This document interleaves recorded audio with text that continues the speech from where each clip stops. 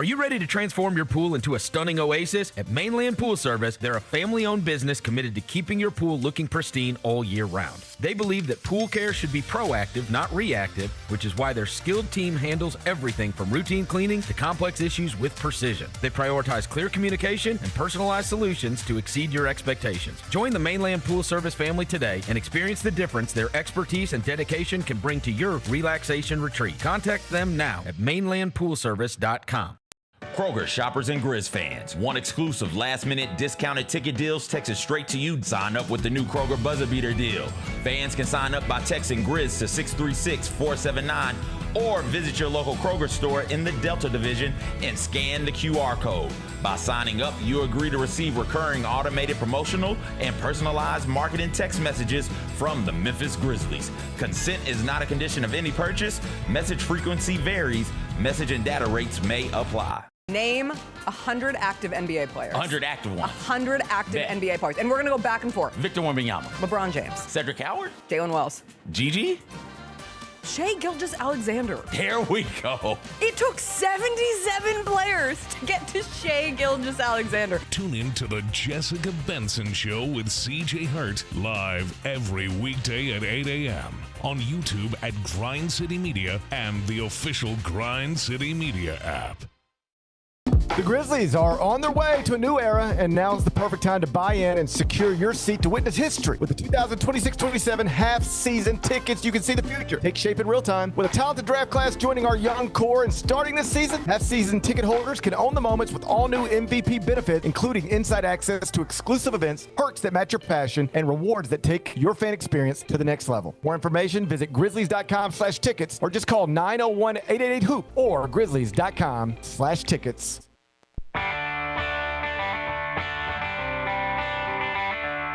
Live from the Built Ford Tough studio at FedEx Forum, it's the Gary Parrish Show, presented by Ortho South, on YouTube at Grind City Media and the official Grind City Media app. Now, here's your host, Gary Parrish.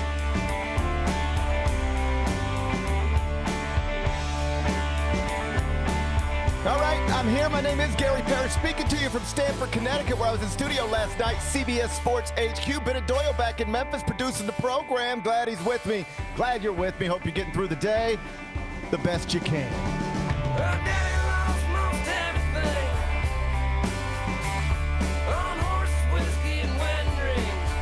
And welcome to Memphis. Cameron Bruiser, the reigning National Player of the Year from Duke, was, as expected, selected third overall by the Memphis Grizzlies last night. After that, the franchise made multiple trades and also ended up with Karim Lopez and 5 second-round picks that they didn't possess when they woke up Tuesday morning. Exciting stuff all around. We're going to talk through it all momentarily. First, though, quickly, let me set today's schedule for you. We're going to do things a little bit different today. Follow me. I'll walk you through it. When I finish celebrating the addition of Cameron Bruiser to the franchise, we're going to take a break, come back, and discuss what the Grizzlies did with the 16th pick, because I gather that's where folks started to get a little confused, particularly at the draft party inside FedEx Forum. And we'll do that there. Then after that, we're going to take a break, come back, and do 5 more things you need to know, at which point we're going to discuss 5 previously undiscussed stories, all connected to the NBA draft. Among them, the top 8 picks, if you were following it, they came off the board last night, exactly as some predicted, myself included. So all that noise leading up to the draft, seems like at least at the tip top, it was just noise. We'll dive into that in about 40 minutes. The 9th pick is where the surprises started happening, with Morez Johnson Jr. being selected by the Dallas Mavericks. Yes, that means former Michigan coach Dusty May and former Michigan standout Morez Johnson going to continue their basketball careers together in Texas. It's a cool story. I'll tell you more about it a little later on in the show. I absolutely loved, not from the Grizzlies' perspective, but loved from the Spurs' perspective, what they did last night. Took Jaden Quaintance, then took Terrace Reed. Both are centers on a team with Wemby already in the middle. So that might seem strange to some, but I'll tell you why I think it's brilliant. And we'll do that later on in the show. The Bucks are starting their post-Giannis rebuild with Braden Burries and Nate Ament. It's rebuild time in Milwaukee with a couple of one-and-done top 20 picks. I'll ask Bennett how long he thinks it's going to take Milwaukee to get back to relevancy. We'll do that in the 3rd segment. And Duke's Isaiah Evans was the final player left in the green room. Last night in Brooklyn, he was never picked. That's a rough Tuesday. I'll tell you a story about a young man leaving millions on the table just to not get selected in the draft in the first round. We're going to do that during a segment we call 5 More Things You Need to Know. And then at 11:20, I'm going to be joined by Duke coach Jon Scheyer. Can't wait to talk to him. I'm going to get him to tell us everything we need to know about the young man he recruited and coached last year, Cameron Boozer. Jon Scheyer will be here at 11:20. Then we'll do GP's carryout, and we'll call it a day. So that is the long rundown. Got a lot to get to. But I did want to start with the 2026 NBA Draft, where the Memphis Grizzlies got their new face of the franchise last night, as expected. Cameron Boozer, the reigning National Player of the Year from Duke, was picked 3rd overall. Big Bet Bennett, it's good to see you on a Wednesday morning. Bring me back to Memphis, will you please? What was the scene like last night at FedEx Forum when the Grizzlies used that 3rd pick on the reigning National Player of the Year? Yeah, I mean, I think everybody seemed really excited. It's an exciting day. I think the consensus is very positive. I was last night talking to Roser, and he said this, and Mike Wallace even kind of alluded to it when he joined us from the NBA draft.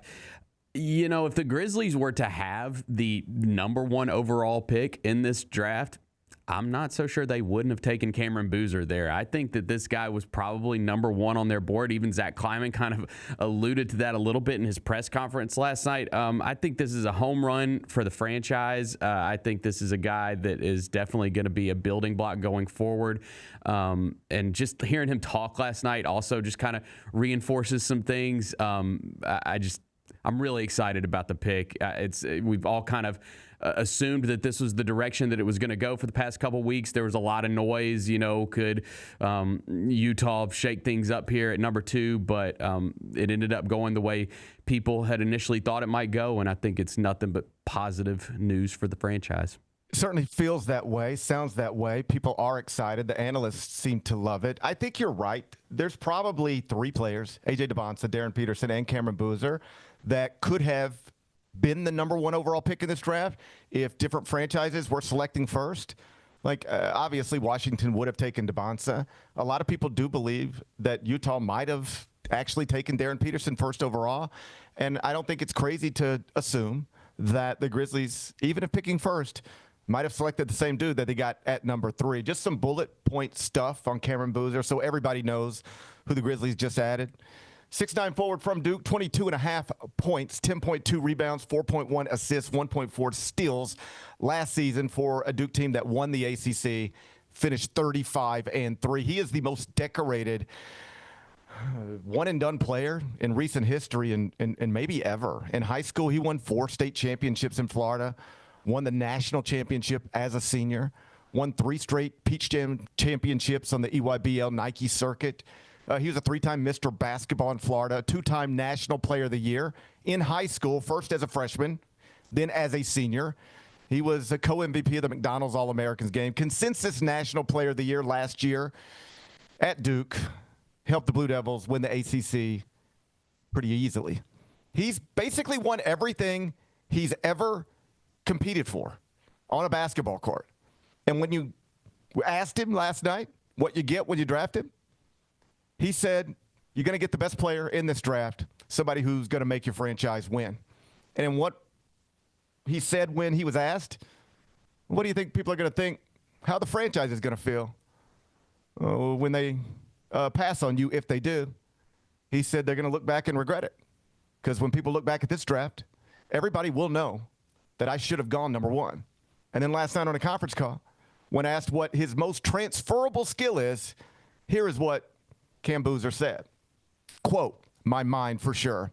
I just think my feel for the game is elite. My competitiveness, my will to win. I think those are the biggest things that are going to translate. It's what I do every day. I show up and I do the right things. I think that's something that affects people. And once one person starts doing it, everyone starts doing it, especially if the best player is the one doing it." End quote. I love that quote. Mm-hmm. I think it's right. I've made this point over and over again in the pre-draft process. I can make it a lot of different ways. But the truth is, whether it's a workplace environment or a basketball team, people often tend to gravitate to big personalities and/or the most talented / best people, most important people in the room.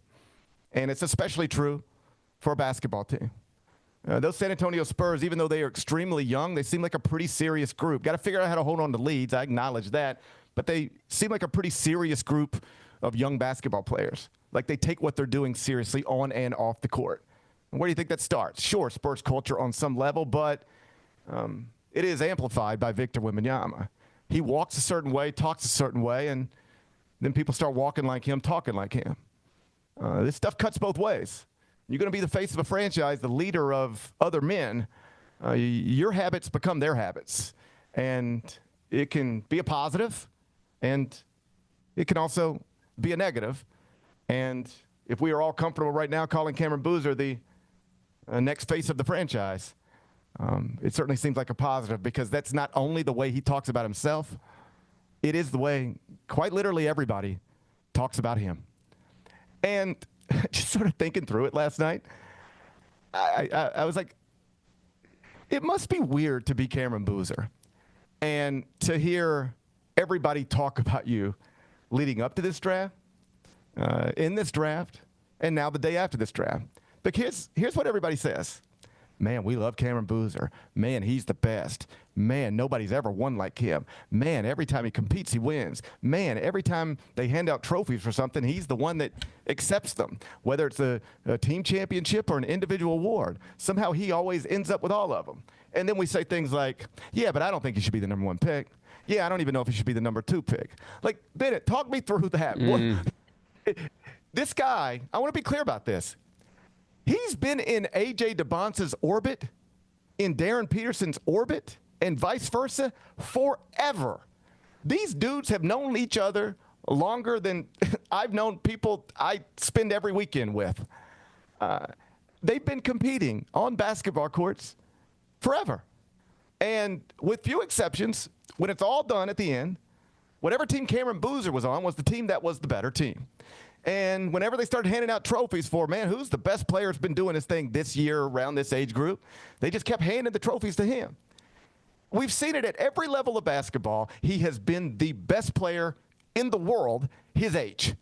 And yet, myself included, still couldn't wrap our heads around, but he should be the number 1 pick in the draft. That must be crazy if you are actually Cameron Boozer. And it's why when he says, when people look back on this, it's going to be clear that I should have been the number 1 pick in the draft. There's a fine line, I guess, between being arrogant and confident, braggadocious and just sure of yourself. And when I hear that quote, I don't hear somebody bragging. I don't hear somebody being outrageous. I don't hear somebody being full of themselves. I hear somebody very confidently, at a young age, very, very confidently saying, people can say whatever they want to say, and these franchises can do whatever they want to do. But when it's all said and done, I know who I am, and I know what I've done, and I know who they are, and I know what they've done. And you can talk about ceilings and athleticism and whatever you want to talk about, but far back as I can remember, every time I've been playing against their teams or anybody else's teams in my age group, my teams have won, and I've been the best, and I have no reason to believe that's going to change. I don't know why. It's actually confusing to me why everybody else assumes that's going to change. I was the best at 14, 15, 16, 17, 18, but somehow I'm not going to be the best going forward. Why? Why wouldn't it be? It ain't going to be because of my work ethic. It ain't going to be because of my focus. It ain't going to be because of distractions. Try to explain to me why I'm not going to keep being better than these dudes and keep winning at a high level. I don't believe it. If I were Cameron Boozer, that's 100% what I would think. And when he says it out loud, and I know I'm adding words and paraphrasing, but when he says that sentiment out loud, I don't think he's bragging. I think he's just that sure of himself, that comfortable in who he is. And, man, I understand why people are excited at FedEx Forum, because it sounds like everybody in basketball is genuinely excited for the Grizzlies franchise right now, outside of maybe Chandler Parsons, but I'll wait to see what he has to say. Yeah, for sure. I think, you asked me, why do you think that is, that he wasn't the number 1 overall pick, right? And you mentioned the athleticism, I guess when you look, when ESPN does these draft breakdowns of all these players that were taken and they put the weaknesses for each of them, and his was the lack of vertical explosiveness. I think just it's probably hard for certain people to come. How can a guy that's not an above the rim player be the best player in this draft, right? I think that like the way the league is, we're gonna see. I don't care about that very much at all, but I can understand like the sentiment and maybe that's why he fell to 3. But going back to just like his quotes last night, man, he was asked about the pairing with Zach Edey, and hopefully Zach Edey's fully ready to go once the season starts. But he said that, from day one, like he thinks they can be the best rebounding duo in the NBA, and I can't argue with that. That sounds good to me. It sounds good to me. You're exactly right. That is where I don't even know if it's skepticism, but when you're just evaluating prospects, that's how he goes from best high school player, best college player, but 3rd pick in the draft, a draft including the players everybody told you he was better than in high school, and everybody told you he was better than in college. That's how he ends up going from that to 3rd. People ask questions like, well, can he put his elbow on the top of the square? And if he can't put his elbow on the top of the square, I mean, what's even the point? And I get that. Like, athleticism is important. Being able to jump with the people is important. Being able to not get your shot blocked by, similar-sized men or the 7'1" dudes you're going to be trying to score on, that's a real thing. So I understand what it's rooted in, but I ain't never seen Nikola Jokic put his elbow on the square either. That's a good point. And I'm not saying he's going to be Nikola Jokic, multi-time MVP. I'm just saying there are exceptions to every rule you have in basketball. Jalen Brunson is one. Wemby is one.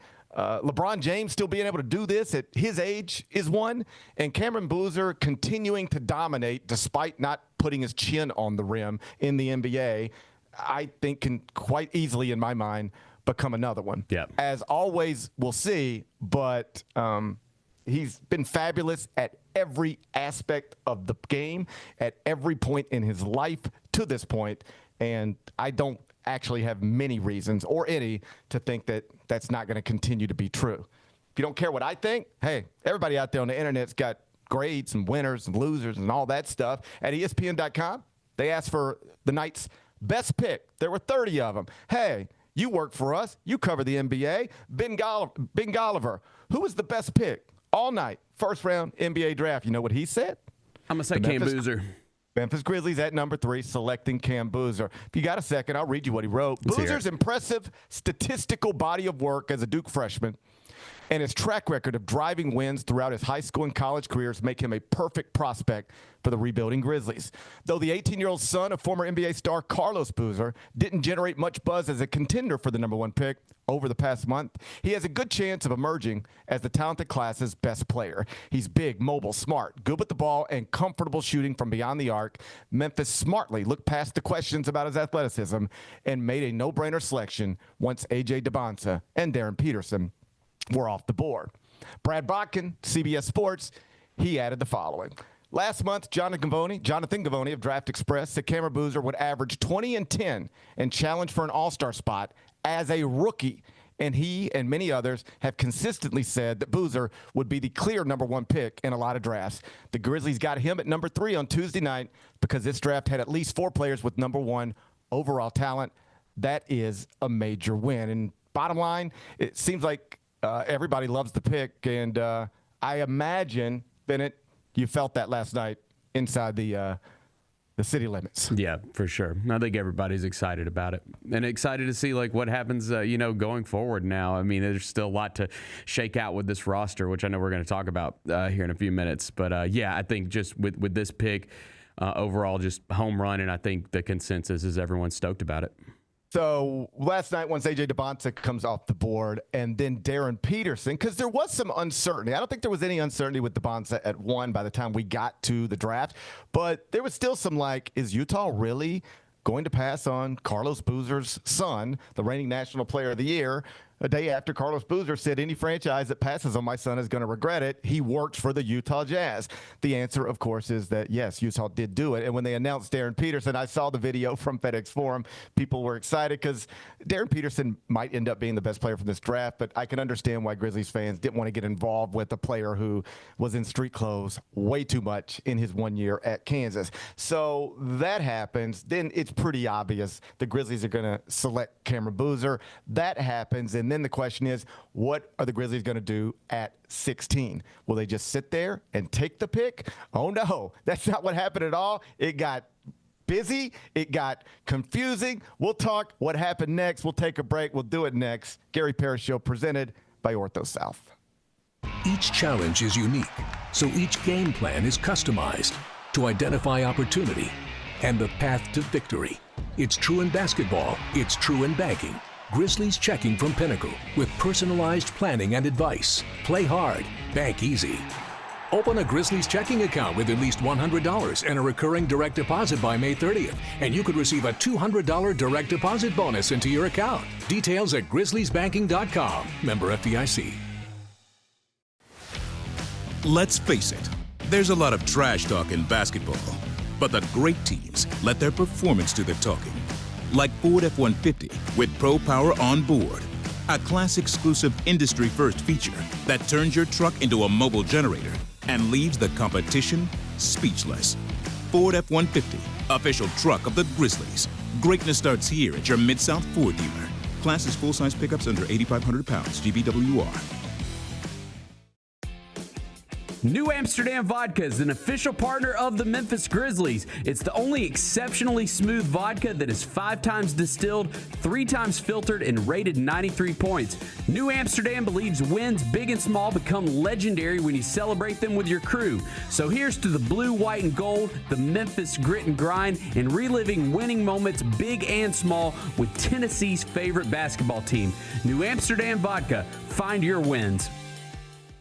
Big shouts out to our guy, Zodiac GM. I don't know how Zodiac has not been hired by a front office yet. Seriously. This is going to feel a little bit. Zodiac nailed it. I mean, just nailed it. Nailed it. Absolutely nailed it. Obviously, look, if the Grizzlies are smart, if any team's smart, they're going to contact this guy about the energies and who to draft and who would fit in with the energies. The Chris Vernon Show, live on weekdays at noon on YouTube at Grind City Media and the official Grind City Media app. Junior Grizzlies summer camps presented by Ortho South are the key to a slam dunk summer with over a dozen 4-day camps perfect for hoopers ages 6 to 14 looking to build fundamental skills and make unforgettable memories. With camps across the Mid-South in Tennessee, Mississippi, and Arkansas, you won't have to go far for the ultimate hoops experience this summer. Registration comes with a Junior Grizzlies jersey, lunchbox, and a basketball to take home. Don't wait, space is limited. Visit grizzlies.com/Junior Grizzlies today to secure a spot for a fun-filled summer. That's grizzlies.com/Junior Grizzlies.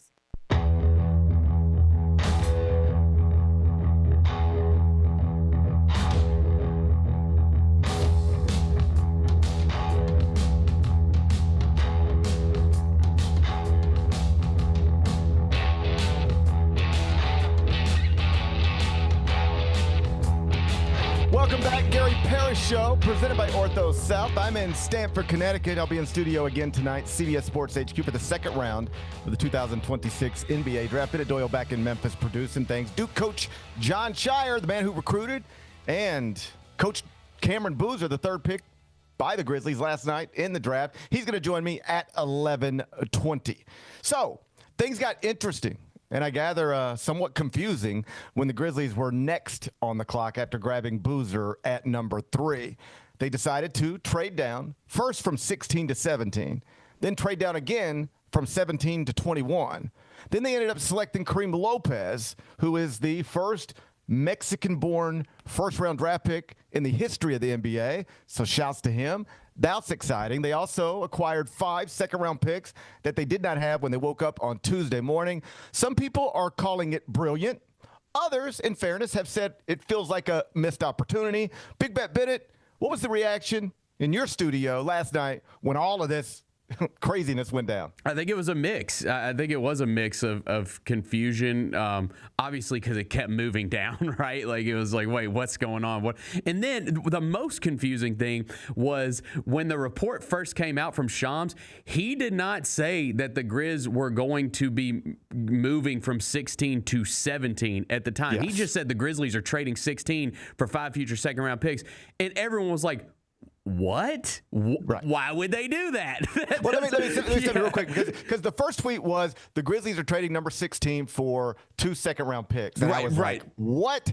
And then he comes back and adds, it's swapping 16 for 17 and getting 2 second-round picks. Listen, Shams is the best at what he does, but you can't throw out incomplete trades like that because it causes real confusion. Yeah, so that scared everybody. So I'm glad that got cleared up immediately. And then, obviously you move down. I think a lot of people, just because the way that we've talked about this draft over the past couple months, initially we had talked a lot about you take Boozer at 3. Do you try to move up and get one of these guards? Well, how the draft played out, nobody moved up to get any of those guards. They were drafted where they were slotted, at least the elite guys in that top 8. And so it was like, well, maybe they've got one of these guards in mind, like a LeBaron Philon or like a Christian Anderson. And so they end up taking Karim Lopez. And I think that it was mixed. For me personally, I was never really high on LeBaron Philon. And I look at the Grizzlies roster and needs, and I don't know if any of those guards at that spot are projected as starting level NBA point guards. And if you're going to get a guard, if you're the Grizzlies right now, with the depth that they have at guard, like it's got to be a guy that you think is going to be a starting level guard at that spot, right? Like you need bigs. That's what you need right now. All of that sounds reasonable to me. And I think reasonable minds can disagree on this. I think anybody being furious about it is just like a little out over their skis. Like you're just being mad to be mad because you don't know anything about Karim Lopez. So you're probably just being mad to be mad. But reasonable people can disagree. And I totally get where you're coming from. Like everything you said to me makes sense. Ben Golliver chimed in on it. We'll just talk about it from every angle. Ben Golliver chimed in on it, ESPN. Here's what he wrote. Tip of the cap to the Grizzlies and top exec Zach Kleiman, who correctly read what was a very strong class for point guards starting at their second pick and extracted value from the 2 deals by netting 5 future second-round picks. What those picks end up being is anyone's guess, but Memphis also landed a player it liked in Lopez and was able to get him a bit later than he was expected off the board. Other teams thought the Grizzlies were dialed in on guards, and they ended up not taking one. This was a good reading of what figured to be and was, as many teams expected, a busy time for trades between 16 and 30 and a good night for Memphis. That's Ben Golliver from ESPN. Zach Kleiman was obviously asked about it last night. Here's what he said. At 16, we were looking at a lot of different options. We looked at trading up, we looked at trading out, and we looked at trading down. And at the beginning of a build, we challenged ourselves just to be patient, follow the value in this draft, and that value happened to be moving back a couple of times, and we're thrilled that we were able to add Karim at 21 after doing so. Karim has a lot of versatility. He has a great handle. He's really good at operating in tight spaces and getting all the way to the rim, putting pressure on the rim. He has a great feel for someone his size. I'm fine with all of that. Can't argue with any of it. How could you,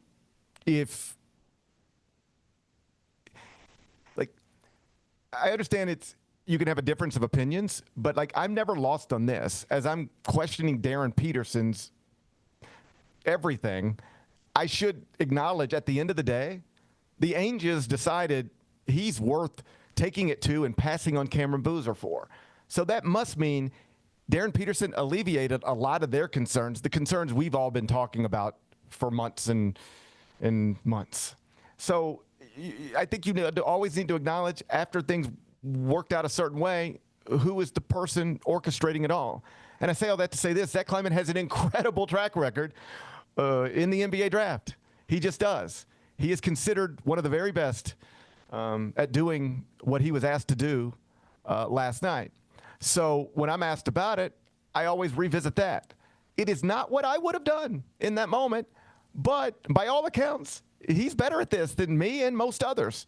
And so he deserves the benefit of the doubt. he's got a great track record with stuff like this. As I've said many times, I'll be honest when it's time to talk about it. And here is me being honest. I totally understand it. But in that moment, I think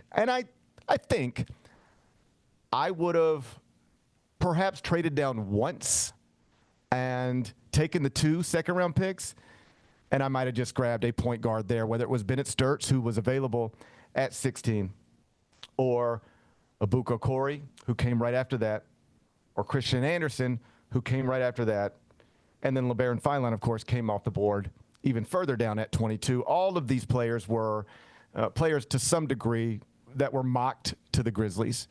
And I think if you would have asked me in the moment, I would have done something like that, at which point I would have been later on this week introducing Cameron Boozer, a rookie point guard that I selected 17th, and I would also be talking about the 2 second-round picks that I acquired. If I'm being honest, I think that's what I would have done. That would have probably been, and I know this is not the goal and should not matter, but I think that would have probably been more exciting for the fans. Bennett, though, you check me on this. If option A, and I'm just putting it up on a poll yesterday at this time on Grind City Media, it's a poll. Option A is Cameron Boozer, either Christian Anderson, Bennett Sturts, Abuko Corey, let's just leave it there, and 2 future seconds. That's option A. Or is Cameron Boozer, Karim Lopez, and 5 future seconds? What do you think fans would have wanted? Not that this should matter, but I'm just curious. I would assume that the majority, it would probably go to the guard, just because people, I think, like I said, like people have kind of gotten in their heads that they're going to try to get a guard at some point. So I would just assume that would win the vote. I think that's probably right. Yeah. That would have been more exciting, but that shouldn't be the goal. Fans don't get excited about future second-round picks at least 2 years out. They get excited about guards who shot above 41% from 3 in the Big 12 and stuff like that. And so I gather that the immediate reaction to all of this was, were they getting a little too cute? That was the question Matt Norlander asked when I was in studio CBS Sports HQ last night. Like, everybody in our studio loved the Grizzlies moving back one spot, and it became less of a consensus once they moved back 4 more and didn't take a guard and let Bennett Sturts, Abuko Corey, and Christian Anderson come off the board, because according to Matt Norlander, literally the only franchise Christian Anderson worked out for twice is the Grizzlies. And that is at least some indication that the Grizzlies were seriously considering him. But to your point, and I think this is a actually smart point, you can start Ty Jerome at point guard, and that's probably what you're going to do. We could talk about the other stuff at some other point if you want to. And then most of the other, like, backup guards that you got are on the smaller side. There is no guard you were going to be able to take at that point who was going to be better than Ty Jerome immediately, and maybe not ever. And so do you want another small backup point guard, or do you just want to trade down, acquire assets, and then go grab another teenager that you liked and that a lot of mocks had higher going than where you ultimately got him at 21? Like, I get all of that. And Keith Smith, who covers the NBA, seems to get it too. Here's what he tweeted last night. Love that Memphis can afford to let Karim Lopez develop and learn on the job. No real pressure to win right away. Great upset pick after the safe floor with Boozer. Process to get there was outstanding work by the Grizzlies. 5 extra picks to move back, just 5 spots. Incredible. So is it what I would have done? No, not in the moment, I don't think. Is it what the fans would have been most excited about? No, it doesn't appear so. But smart NBA people are calling it smart, and the smart guy who runs this franchise has a track record of succeeding when he does things like this. Like I said, he, I believe, deserves the benefit of the doubt, and now we get to see what happens with number 32. In the latest reports this morning, I don't know if you saw it, Bennett, but Shams Charania is reporting that if you are interested in pick number 32 from the Memphis Grizzlies, give them a call, because it is for sale, or at least up for, like, if you want it, talk to us about what you might want to give us for it. Yeah, that for sure gets my antennas up a little bit. Because again, like there are some glaring needs, like right now for this roster. A backup center is obviously one of them. With you know, I think we're all hoping that Zach Edey is going to be good to go for the start of the season. But even if he is, like, he's a guy with some injury history. You need to get a backup center in here at some point. So I thought that was interesting. I wonder if they're going to be active in free agency, if they just move out of this draft completely. But it's for sure got my antennas up a little bit. Yeah, so we'll see what happens with the 32nd pick. But according to Shams Charania's latest tweet, at least, it seems, I guess, less likely than likely that the Grizzlies would actually execute that pick. If Shams is already tweeting, right, if you want it, you can have it, there's going to be somebody out there who values that and wants it, and they'll come up and make the Grizzlies an offer. As always, we'll see, but that's the latest news on that pick. By the way, I am glad we didn't get Bennett Sturts. I am. It's just I was nervous about that because, like, you don't want to have another Bennett. You don't want to have another Bennett in the building. And it's not even that. Like, I'm fine having another Bennett in the building, but such a high profile Bennett. Like, I'm worried that, like, there would be some confusion, and then they're starting to think, dude, we can't have this confusion. Just get rid of the guy that can't push buttons right every day. Like that, that just, it worried me a little bit. But it just made me nervous. If you think I ain't never thought about the Grizzlies trading for Gary Payton Jr. See, that's what I'm saying. Like, it's another GP Jr. I mean, you think I need that? No. Another GP Jr. Yeah, I just wanted to avoid any confusion whatsoever. I didn't think it would behoove me. Yeah. I agree. And just one thing I'd add here. I saw my wife was at home trying to watch the draft and could not have been more confused. and I saw that, like, tell me if this is true. When Bennett Sturts was announced as the 16th pick, FedEx Forum was cheering. They thought he was theirs. Dude, it is the NBA draft, man. And I don't know, because SVP talked about it on SportsCenter, right, with the hats. And it's like, man, I just wish it's one of those things. I know that there's a reason that the things that it goes the way it goes, and the guys have to wear certain hats because that's the team that technically drafted them and stuff like that. But you are right; it makes for the most confusing night ever. And then with all the movement, right, with the picks, it does get very confusing, especially when you get that late first round. Well, you say, and I understand what you're saying when you say, like, well, I know it has to be done this way. I would just argue it doesn't have to be done this way. You can there's got to be a better way to do it, because this is a stupid way to do it. And I just refuse to believe there's no better way to do this. Like, people shouldn't be up there taking pictures in hats that don't represent the team that they're actually playing for. It's ridiculous. Like, where will you ever celebrate that picture? What is that picture even for? Right, like that's Why the thing for me. Why do I need a picture of Bennett Sturts in a Grizzlies hat? For sure, like that, and for him, like that's something. He doesn't even want that. Right, that gets taken away from him. Like, that picture of him on draft night is him forever in a Grizzlies hat, a team that ridiculous. He doesn't play for. Yeah, it is kind of silly. Like, I wish they could figure that out. This is my biggest complaint with Adam Silver. Like, he's obviously a smart guy. I think every time you talk about Adam Silver, you have to first say he's a smart guy. So there it is. He's a smart guy. But why you got so much stupid stuff in the league that you run if you're a smart guy? Like, what? Nobody. You ready for this? Bennett, you follow the NBA. You literally host shows connected to the NBA. You know the second apron is the thing that nobody can touch. Explain it to me. Stop, dude. No. You ready? Nobody can. Nobody understands it. Everybody talks about the second apron. You go, really? What is this? If I were talking to my neighbor and I was just like, yeah, man, it's just wild. The Thunder, I don't know if they can go into the second apron. And he said, oh, GP, what's the second apron? I'd be like, man, buddy, let's get a drink. I mean, it's just nobody understands what's going. Hey, my sons are like, Dad, when are the Grizzlies? Hey, Dad, the season's over. Yeah, what's next? The draft. When are the Grizzlies picking? I don't know. I don't know when the Grizzlies are picking. We'll find out on Mother's Day. Well, how did they decide it? They put a bunch of ping pong, and then what? I don't know, son. Nobody understands this. What are you asking me for? And then you get to draft night, and it's like, so who? I've got people texting me saying, so who do the Grizzlies have? Shouldn't, when you're watching a draft, be able to understand who's getting drafted by whom, who's going where? Okay, this person just got picked. What uniform is he going to wear opening night? Shouldn't that be the goal? Let's make all that line up to where whatever hat this dude puts on and whatever graphic we put up, it represents where in this moment we think he's going to be playing on opening night. Yeah. And we know in this moment it ain't Memphis for Bennett Sturts, so what are we putting that hat on him for? It's all ridiculous. And well, I understand why it happens that, well, official business doesn't happen until July 6th. And so the Milwaukee trade hasn't gone through. And so Nate Ament has to put on this. And he's like, I got it. But there's just got to be a better way to do this. You ready? Find the 5 nerdiest smart people on Twitter who talk about stuff like this and fly them to New York and put them in a room and say, guys, we're getting killed on social media because of how our draft gets confusing for everybody every year.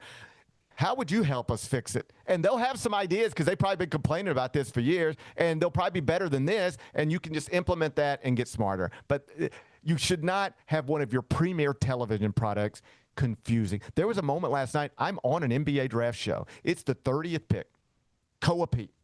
Hakeem Darmish, who is great, professional television host, he's trying to go through it. And I see the way TV works, you got a 4-shot sometimes on the desk, but then just like what Kyra did, they're going to hit you to a solo at some point, and this is the part where if Bennett wants to start text messaging or picking his nose or, smoking, he can do whatever he wants over there. He's off camera. And so that's the time where I'm like peeking at Twitter when I'm off camera. It's on Hakeem's 1-shot, and I see that this trade's going down, and I'm like holding my finger up off camera, so I know he'll notice that, and then he'll just say, hey, GP, and he'll bring it back to me, and I'll say, Hakeem, I just want to update you. We got a trade in the works, and I started trying to process all that, and he came to me because my finger was up, and he's like, GP, and I said, Hakeem, we got a trade going on right now, but man, if I'm telling you the truth, I can't even make sense of it in real time. You're the host. You figure it out. It's like 3 teams involved for this one player. Yeah, it is kind of confusing. Then we brought on Avery Johnson, who was joining us remote, and he was like, and they were like, Avery Johnson, Koa Pete, number 30. What do you think? And he was like, is he playing with Devin Booker? It was like, before I talk about Koa Pete, is he playing with Devin Booker or somebody else? So like the NBA's got to figure that out. I don't want to be ranting and raving about it every morning after the first round of the draft. So fix this. It's just stupid. Yeah. You think my wife cares about any of this stuff? No. She's trying to be a supportive partner and watch the NBA draft. It shouldn't be a confusing experience for her. She's like looking at Jay Billis tweets and texting me and still has no idea what's going on. So let's get this thing fixed, make it easier to understand. We should know when you say a name on that stage exactly where they're going to be playing next season, and the graphics and the hats shouldn't be confusing. When we come back, we'll stay in the NBA draft with 5 more things. I just want to talk you through the first round. The top 8 picks came off the board exactly as I and some others had predicted. So all that noise leading up to the draft seems like it was just noise. I love what the Spurs did. The Bucks are starting their rebuild. We'll talk through it next. Gary Parrish Show, presented by Ortho South. Get ready, Grizzlies fans. It is time for the Surfside Can Shuffle. Can you keep up with the cans and find Mac the Crab?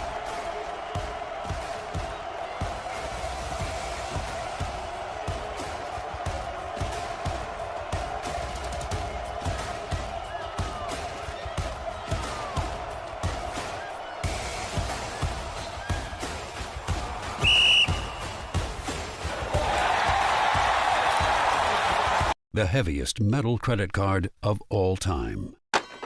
Rumored to be one of only 18 in existence. Plated with the very same tungsten that forged the International Space Station. And wielded at business dinners like a samurai sword. It's a classic corporate power move. But the real power move? Having end-to-end visibility on your most critical shipments. FedEx, the new power move. Kroger shoppers and Grizz fans. Want exclusive last-minute discounted ticket deals texted straight to you? Sign up with the new Kroger Buzzer Beater deal. Fans can sign up by texting Grizz to 636-479 or visit your local Kroger store in the Delta Division and scan the QR code. By signing up, you agree to receive recurring automated promotional and personalized marketing text messages from the Memphis Grizzlies. Consent is not a condition of any purchase. Message frequency varies. Message and data rates may apply. This Photoshop job of the College Football 27 cover for this year is atrocious. Like, who made this? It's so bad. This is the deluxe edition. So you have to pay extra to get Kurt Signetti on. Oh, I'm sorry. You're paying extra to get Kurt Signetti? Tune in to the Jessica Benson Show with CJ Hurt live every weekday at 8 a.m. on YouTube at Grind City Media and the official Grind City Media app. Junior Grizzlies summer camps presented by Ortho South are the key to a slam dunk summer with over a dozen 4-day camps perfect for hoopers ages 6 to 14 looking to build fundamental skills and make unforgettable memories. With camps across the Mid-South in Tennessee, Mississippi, and Arkansas, you won't have to go far for the ultimate hoops experience this summer. Registration comes with a Junior Grizzlies jersey, lunchbox, and a basketball to take home. Don't wait, space is limited. Visit grizzlies.com/Junior Grizzlies today to secure a spot for a fun-filled summer. That's grizzlies.com/Junior Grizzlies.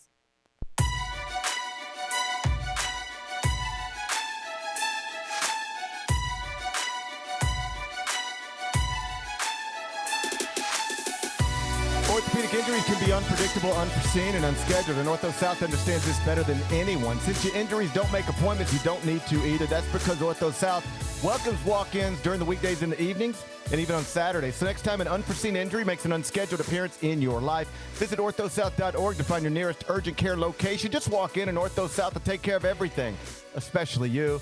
Learn more, orthosouth.org. That's orthosouth at orthosouth.org. Now, I got 5 more things you need to know. Number 1. So the top 8 picks came off the board last night exactly as they were expected to come off the board, at least according to Gary Parrish's mock draft, CBSSports.com. Bennett? No, I tapped that last night. I made sure to give you a shout-out on air. Yep. Bennett? I ain't trying to brag. You know that's not like me. That ain't something you know that's not like me. But I was quick to mention, it looks like GP got all the first picks right. Okay. 30 picks in the first round, and 27 of the players that were selected were in the top 30 of my final NBA mock draft. At Draft Deeper on X, they grade all of the mock drafts out there, and they grade them in a certain way, however they grade them, and then they award points, however they award points. Did you get an award? Bennett, I didn't finish first.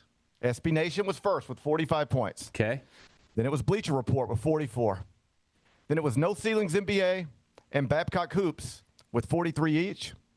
And then it was Sam Vecini and Gary Parrish, 42 each. Okay. Just ahead of ESPN, The Ringer, Yahoo, USA Today, NBC, and everybody else. That's not me bragging. That's just me.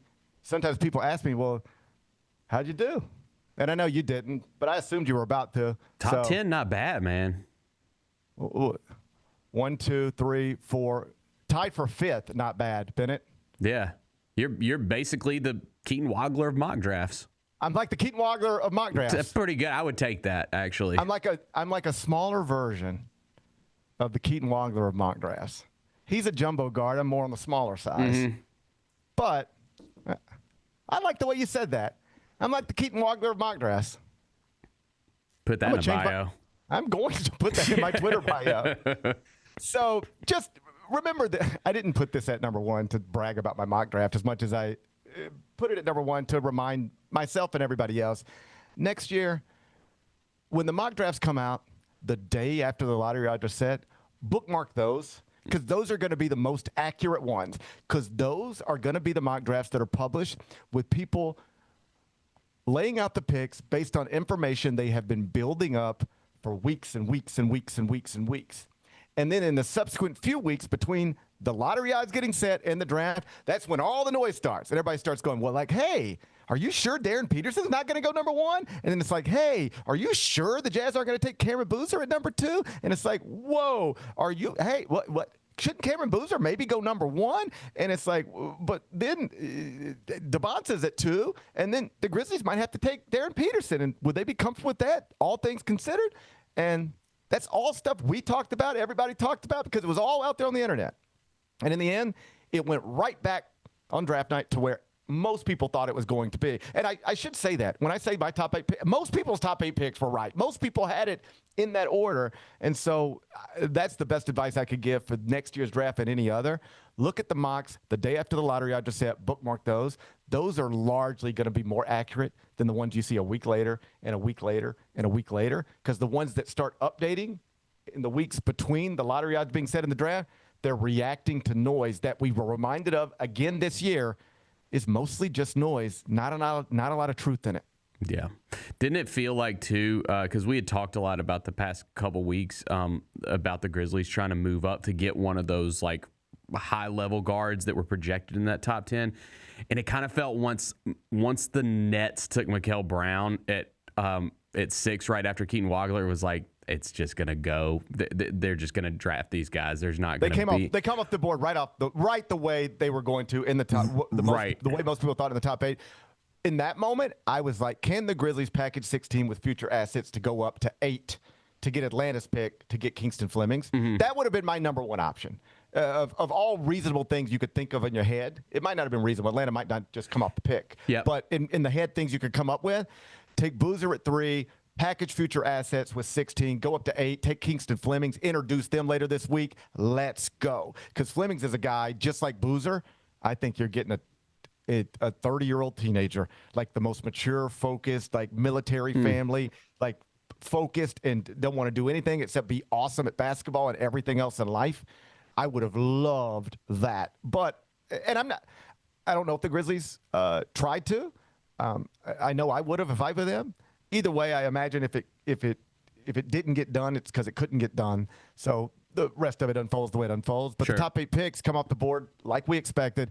And then the 9th pick is where things start to get, a little interesting. Oh, that was a solid segue. Yeah, that was a see. That's why I didn't want to take Bennett Sturts. That's Bennett Sturts would never let that happen. Yeah. That's like a turnover. If you were Bennett Sturts, that'd be one turnover for you. Right. Yeah. And Bennett Sturts, he takes care of the ball. You're not taking care of the ball. It's okay. I understand. I took that a little too. It was a good segue. It was a good segue. I thought you knew what I was doing. I thought we've been working together long enough. You knew what I was doing, but it's fine. Hit it again, just so I can get my rhythm back. Yeah. Number 2. So the 9th pick is where the surprises started happening with Morez Johnson Jr. being selected by the Mavericks, which means, yes, Dusty May, former Michigan coach, and Morez Johnson Jr., former Michigan standout, will continue their basketball careers together in Texas. Cool story. I talked about it last night. Can you imagine if a year ago, on the day Morez Johnson Jr. committed to Michigan, somebody could have jumped in the room and said, all right, I don't want to spoil it for you guys, but let me tell you how this is going to go. Morez Johnson Jr. right now, you're probably not even an A-block headline in most college basketball websites. You're just a role player at Illinois transferring to Michigan. No big deal. But, buddy, this is going to be wild. You're going to start for Michigan alongside a couple of other guys. You guys are going to lead Michigan to the Big Ten title. You're going to lead Michigan to the national championship. And then all 3 of you front court players at Michigan, even though none of you are projected lottery picks right now, you're all going to enter the draft, and you're all going to be lottery picks. And I know this sounds crazy, Morez, because you don't even think you're going to be in the 2026 NBA draft. Nobody thinks that right now. But you're going to be. Follow me, it gets better.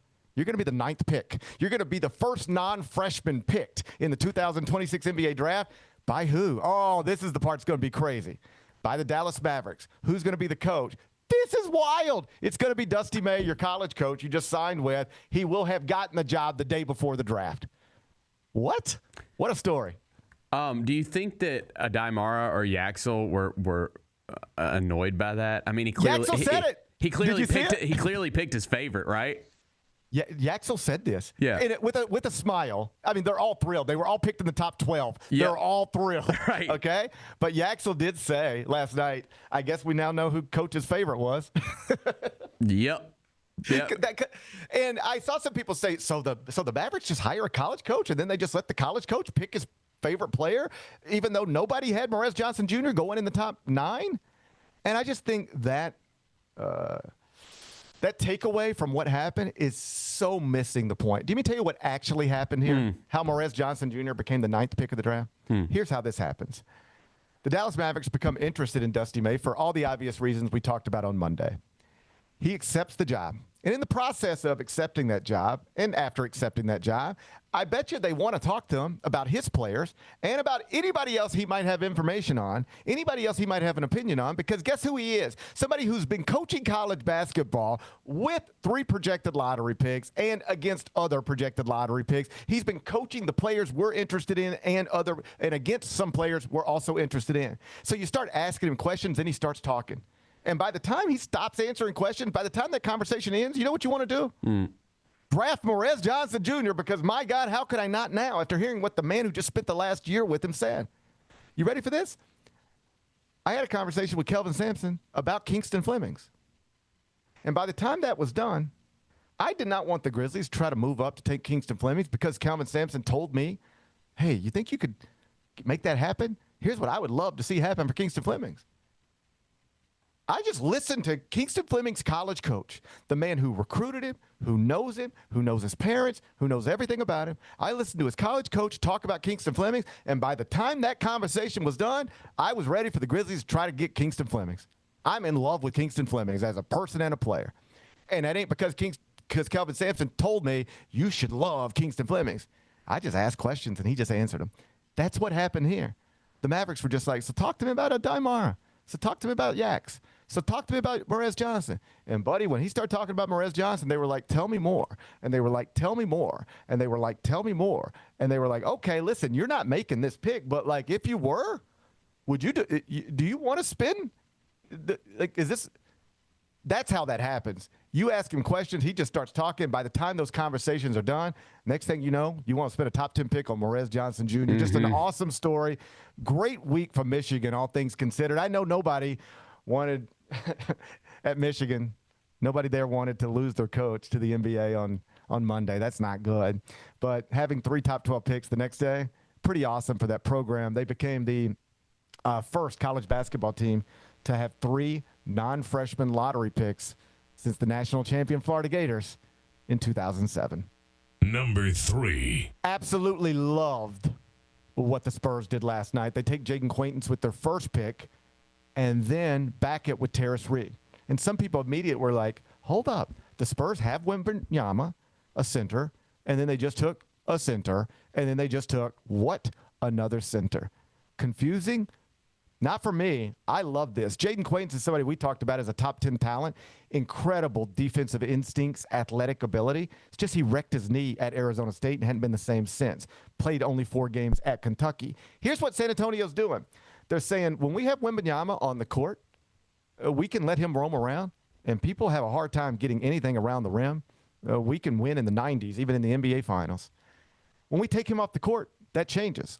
But what if when you take him off the court, you bring in Jaden Quaintance, a guy who puts his elbows on squares and arms go way out here and is considered a future defensive player of the year candidate, and possible winner if Wemby didn't exist? There is a scenario where if Jaden Quaintance rehabs and is eventually as healthy as he used to be, the San Antonio Spurs could have the 2 best defensive bigs in the world, the 2 best on their roster. Yeah. And so that's where that headed. And they're already the favorite to win next year's NBA championship. So you know what happens if Jaden Quaintance amounts to nothing? The Spurs had the 20th pick, and it amounts to nothing. You know what that means? It means the Spurs are still the favorite to win the championship next year and probably the year after and probably the year after. It's a big swing with very little consequence. If it hits, watch out. And if it doesn't, you're still the favorite to win the championship every year going forward until somebody says otherwise. Then they back it with Terrace Reed. So what does that mean? They're going to redshirt Jaden Quaintance, or at least consider it. Hey, you're not even playing this year. Rehab, get healthy, take it easy. Rehab, get healthy. In the meantime, Terrace Reed, a guy who just averaged a double-double in the NCAA tournament, helped Connecticut get all the way to the championship game. He can be our backup center and play in that role. And then, just like we're going to have to do with Stephon Castle and Dylan Harper and De'Aaron Fox, someday if all of you are great, we'll have to figure it out. But, man, what a great problem to have to figure out which awesome player you need to get rid of to get awesome assets in exchange. It's also like smart by them in the sense of like playing defense against the other teams in the league for these, because of Wemby, center has become like this kind of premium position for other teams. Like we've got to find the guy that can compete against this guy. And so for them to get 2 of, the highly projected ones in this draft, it's pretty smart. I mean, I don't know if that's how they looked at it, but from my perspective, it's like, well, they prevented 2 other teams from getting those guys that they would, in theory, try to combat Wemby with. Well, you used to hear about this all the time in college football, pre-scholarship limit. Like a program like Alabama, they would just take the 4th best running back, the 5th best running back, the 6th best running back, because they don't need them, but you can't have them. Right. And so I don't know that the Spurs were doing that here as much as like, let's just have Quaintance when he's healthy, be the Wemby backup who erases everything. And then in the meantime, we got Terrace Reed to play that role while we're redshirting Quaintance. That feels more like, but like your point is solid too. And Either way, I thought it was brilliant. I didn't grade teams last night, but if I were grading the Spurs, I'd give them an A+. Number 4. And I thought the Bucks did well, too. In the post-Giannis rebound, they added Braden Burries and Nate Eamon. It is rebuild time in Milwaukee. How long do you think it's going to take before Milwaukee, the Bucks, get back to a place of relevancy? Because they have hard hit the reset here. I mean, I think it's going to take a second. I think first off, we would agree that Nate Eamon, I mean, I don't think he's like a guy that I think that it might take some time there. I think it's why Grizzlies fans were scared of that pick. Like I don't know if we wanted, draft a guy that might be a project for a year or two. I think everybody thinks it's going to take some time with that Amen. He is the type of prospect who has a second-tier upside after the DeBonsa, Peterson, Boozer, Wilson. I think in terms of just upside, you would maybe throw Nate Eamon in that next group with Wagler, Brown, Acuff, Flemings, Burries. But the downside seems a little lower than any of those guys. Like, you could look up and it's just like, man, Nate Eamon, he always measured well and he always looked comfortable on the perimeter. But when you put 9 other basketball players on the court, it just doesn't happen consistently the way that it needs to happen. He could forever be that. And that is why he went outside of the top 10. But it's clear the Bucks are just resetting and banking on, we're going to try to take big swings on prospects. We didn't have a top 3 pick or a top 5 pick. The best we could do is number 10 and number 13.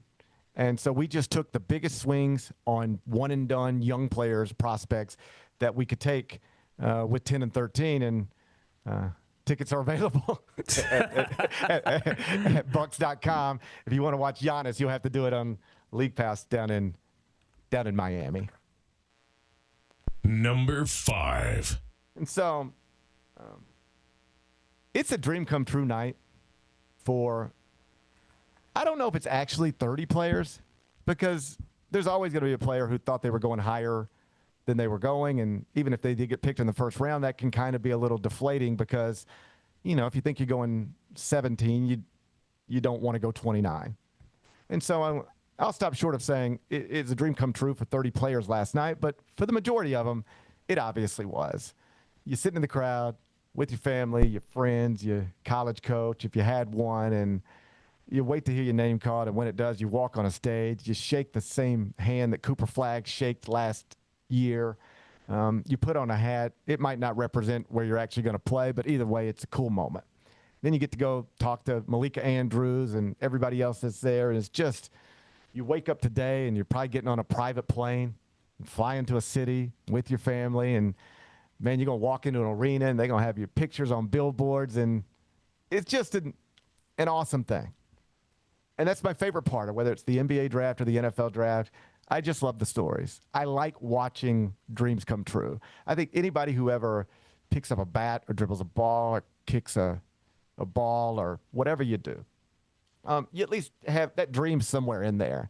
It is wildly ridiculous for most of us, but I'd be lying if I said I wasn't 6 or 7 or 10 years old thinking about, what if that could happen for me? And what if that could happen for me? And obviously, it wasn't.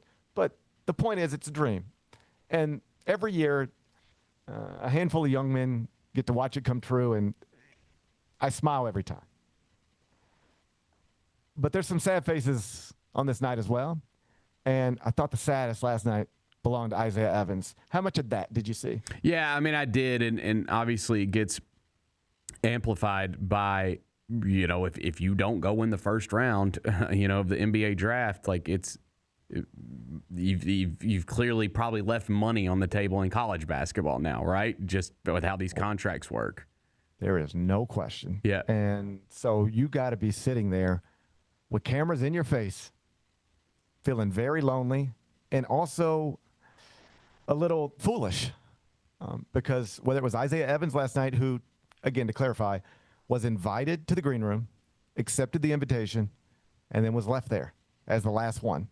And as the picks unfolded, he was still sitting there as the last one. And then it's just over. Like, several years ago, before this was a 2-round draft on 2 different days, the thing that would follow pick number 30 would be a commercial, and then pick number 31. Yep. You'd have a deputy commissioner come out. Adam Silver would call it a night. But, give it a couple minutes and, hey, you didn't go in the top 30, but just wait. Take a deep breath. Give it 20 more minutes. You're going to be picked in the next 20 minutes. Take a deep breath. I know this isn't good. Go to the bathroom, come back. You're probably picked. It's going to be fine. We're okay. Now it's a 2-day event. You got to go home and sleep with this, man. And that's a hard sleep, I would think. And I just felt sick for the young man sitting there. I really do believe the NBA should stop inviting so many players to the green room. The positive experience you get from being there when it actually happens, the way you dreamt it up, I don't think offsets the horrible feeling it must be to sit there with cameras in your face and the whole world going, well, why doesn't anybody want him? He's just sitting there and nobody wants him. And maybe I'm projecting a little bit because that's the way I would feel. But, God, that is I hated watching that last night. I felt so sick for that young man. And I wish that I'd like to think if I had a son who were in that position and he were invited to the green room under those circumstances, you're a late invite and you're in the 20s of some mocks, in the 30s of others, I would obviously let my son do whatever he wanted to do. It's his moment. I'll stay out of it. But if you ask for advice, I'd say, son, what do you think it's going to feel like when you hear your name called on Tuesday night and you're sitting there? Let's talk about that. And he'd tell me whatever he thinks. And I'd say, okay. Can we talk about something else now? And I don't think this is going to be the case, but I'm your father and I just want to prepare you for everything. How do you think you're going to feel if you're sitting there and we all dressed up and you're not picked? You're the last one sitting in there. Everybody else, AJ's gone, Cam's gone, Darren's gone, Caleb's gone, Wagner's gone, A-Cuff's gone. Y'all were all hanging out all day. Y'all had dinner together. Y'all took pictures together, but they're all gone now. And you're just sitting there. They're going to have a camera in your face. How is that going to feel? Are you okay with that? I'm not trying to talk you out of it, but I'm trying to make you aware that is, I don't want you to be sitting there saying, I didn't know this was possible. Because as your father, I'm telling you, everything I hear is that it is possible. Because if you're not an idiot, you had to know what happened to Isaiah Evans last night was possible. And I think I would have wanted to keep my son out of that room. I think if I were an agent, I would want to keep my client out of that room. Is that me being too protective or what? I mean, I think I would lean the same. Yeah, like you want someone to have this once in a lifetime experience, but on the flip side, it's like when it goes south like that, it is, it's like the Will Levis moment, right? Like it's tough. And like I imagine that would be a tough night. You think you're a first round pick and then you're not. I think it'd be a tough night no matter what. If you're sitting by yourself at your house with your friends and family, it'd be a tough night, but it wouldn't be a publicly tough night. Right. Like Jay Billis might be talking about you, but he wouldn't be doing it on TV while the camera's pointed on you. You wouldn't be B-roll for the Malika Andrews conversation. Sitting live inside Barclays Center, like looking sad. He looked sad. And so that in that vacuum, that's an awful moment. And then you get to the reality of, and he also left millions of dollars on the table. And this is one where we were in studio last night and we were all talking through all of these types of things because it's not just Isaiah Evans. Henry Vasar did not get picked in the first round. He had an offer of like $4.5 million to come back to North Carolina. Could have been the preseason ACC Player of the Year maybe or something like that. A first-team All-American. And he chose to stay in the draft. And now he'll get picked very quickly tonight. But what's that contract going to look like? It ain't going to be $4.5 million. Malik Thomas out of Arkansas could have went back to Arkansas for millions of dollars. He'll get picked early tonight, but he will not make in the NBA next season what he would have made at Arkansas if he'd have stayed at Arkansas. Koa Pete did get picked 30th, and he's going to make $3 million next year playing basketball. Good for him. That's awesome. He would have made $5 at Arizona. So the options were, option A, Arizona, $5 million, preseason Big 12 Player of the Year, preseason top 10 team, sold out arenas, national television, all that. Or 30th pick, $3 million, $2 million less. You're on the Phoenix Suns now. I guess that's cool. It's your hometown team, but you can't shoot. How much you think you're playing in the NBA next season as a non-shooter, as a teenage non-shooter? So you're going to make $2 million next year than you otherwise would have, mostly sitting on the bench or bouncing back and forth between the NBA and the G League. Does that sound fun?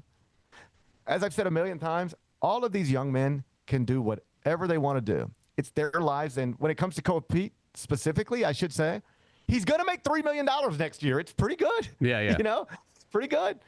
But it could have been 5. And it would have been 5 with more fun if he stayed at Arizona. I'll never not believe that. It would have been $5 million and more fun being big man on campus, a big-time college basketball star, as opposed to he may never be a relevant basketball player again. That's just the truth. I'm not wishing that, but he may never be a relevant basketball player again. And I know some people say, well, GP, the thing you don't get is, by staying in the draft and getting selected here, then he gets to that second contract quicker. Okay, I get it. But, there are a lot of people who get drafted in the first round and don't get the second contract. Sure. I see rookie extensions declined all the time. So I get wanting to get the second contract as soon as possible so you can get the real big money. But the only people that get the real big money are the people who look like they deserve it by then. Right now, they'll still draft you on what they think you can be. By the time it's time to do that second contract, it's still going to be on what they think you can be, but it's also going to be on what have you been. And by then, they're going to be around you and see it. And if you ain't looking like a real NBA player then, that second contract it ain't worth giving up this money and this type of thing that you just walked away from, I don't think. So if I were the NBA, I would try to protect my players, and I would shorten that up. Why do you need that many people in the green room? Particularly when you have one of these types of things nearly every year. Just cut it down to 10, 12. I think you could reasonably assume anybody projected in most mock drafts in the lottery is going to go somewhere in the first round. So you don't end up with these nightmare types of situations. But if you could avoid them, I would have tried to avoid them. And the obvious and best way to avoid them is to just shorten the number of people you even invite to be a part of that experience. As for what it means going forward, I hope prospects understand better. Because I assume when all these players talk about this stuff, they're going to say, well, I didn't, or I was misguided, or so I said this in studio last night. I feel bad for Koa Pete because I feel like he just miscalculated. And I was like, I hear you, and I know what you mean, but if he miscalculated, that's on him. I didn't miscalculate. What happened to Koa Pete last night is exactly what I wrote the day after he announced he's staying in the draft would likely happen to Koa Pete last night. I mean, you go Google it. Every word right there. I'm not from the future. I just talk to people and connect the dots and then reach conclusions. And so was Koa Pete misguided? Clearly. Did he miscalculate? I guess. But there was no reason to miscalculate. How could I calculate your draft night better than you if you're saying you miscalculated? Not that you got to listen to me, but I and everybody else told you what was maybe going to happen to you, and you did it anyway. I get it. Once upon a time, players like him, I'm a McDonald's All-American. I'm a 5-star. I'm a top 10 high school player. I'm only spending 1 year in college no matter what. Players like him, this always made sense because if you weren't picked 30th, you'd be picked 35th, and either way, whatever contract you got was better than a scholarship because that's all you could get back then, a scholarship, a cost of attendance stipend, and some money under the table. That's all you could get. So when you were weighing, I want to be the 15th pick, but I might be the 30th, but it could be the 35th. You were always weighing it against a scholarship and under the table money. So it was like, go, of course, I get it. But your reality has changed. And it appears at least 3 or 4 of these dudes did not properly calculate that. You're not picking between being in the NBA and going to school for a scholarship. You are picking between going to the NBA or staying in college for more money than you can make in the NBA. And Henry Faisar punted on that. Malik Thomas punted on that. Koa Pete punted on that. And, yeah, Isaiah Evans punted on that too. If I were advising prospects like them heading into the next year's draft, here's what I would tell every one of them. This is pretty simple. When the season is over, announce that you're in the – right now you're projected to go anywhere from 15 to 40. All right? 50. You're a good college player. You're expected to go anywhere between 15 and 40. Here's my advice to you. Enter the NBA draft and get into the transfer portal at the same time, on the same day. Tell your college coach that you might come back to school with him, but you're just getting in the transfer portal to keep your options open. The same way you know he would keep his options open, the same way Dusty May kept his options open. So you're going to get in the transfer portal, you're going to get in the draft. I know you want to get in the draft, stay in the draft, so go through the process. And if the information comes back that says you're a top 10 pick, lottery pick, stay in the draft. That's awesome. But if you're not, unless you just hate school or money, withdraw from the draft. Tell your former school you're ready to listen to offers. Tell everybody looking in the transfer portal you're ready to listen to offers. And when you start doing that, you're really going to have offers of $4, $5, $6, $7 million to play college basketball because it'll start a bidding war. If you don't get in the transfer portal, you're really only negotiating between the NBA and your former school. Get in the transfer portal, everybody can bid on you. And where you'll end up is with multi-million-dollar offers to play college basketball. And then you can weigh that against being the possible 30th pick or 35th pick or 25th pick. And what you'll find is it's financially more beneficial for you to stay in college. Some guys made some financially incorrect decisions that led to what happened last night. I hope some others learn from it. Jon Scheyer's up next. When the arena lights dim for a concert or when the crowd becomes one at a big game, you can almost feel like you're the biggest fan. But who's your biggest fan? It's the person who will get you home safely after a night of drinking. It's a person who looks out for your life to make sure you leave the stadium with someone sober. This could be a designated driver or someone who offers to give you a ride share. Because in Tennessee, fans don't let other fans drive drunk. Brought to you by the Tennessee Highway Safety Office, a division of the Tennessee Department of Safety and Homeland Security. The Grizzlies are on their way to a new era, and now's the perfect time to buy in and secure your seat to witness history. With the 2026-27 half-season tickets, you can see the future take shape in real time. With a talented draft class joining our young core and starting this season, half-season ticket holders can own the moments with all new MVP benefits, including inside access to exclusive events, perks that match your passion, and rewards that take your fan experience to the next level. More information, visit Grizzlies.com/tickets or just call 901-888-HOOP or Grizzlies.com/tickets. Sonic Radio. Welcome back to Sonic RNDIO. That spells radio with me, the CIO. This just in, the new Sonic $1.99 menu lets you build a crave-worthy meal for just $1.99 an item. Whether that's a creamy shake, crispy tots, or a quarter-pound double cheeseburger. This just out. Ostriches. They're mean, not very cute, and in my opinion, way too big for a bird. Don't miss the Sonic Fun 99 menu. 5 items, always $1.99. Live free, eat Sonic. Tax not included. See menu for details. Stay on top of everything happening in the 901, the Mid-South, and beyond with Grind City Media's e-newsletter, bringing all the news and notes directly to your inbox.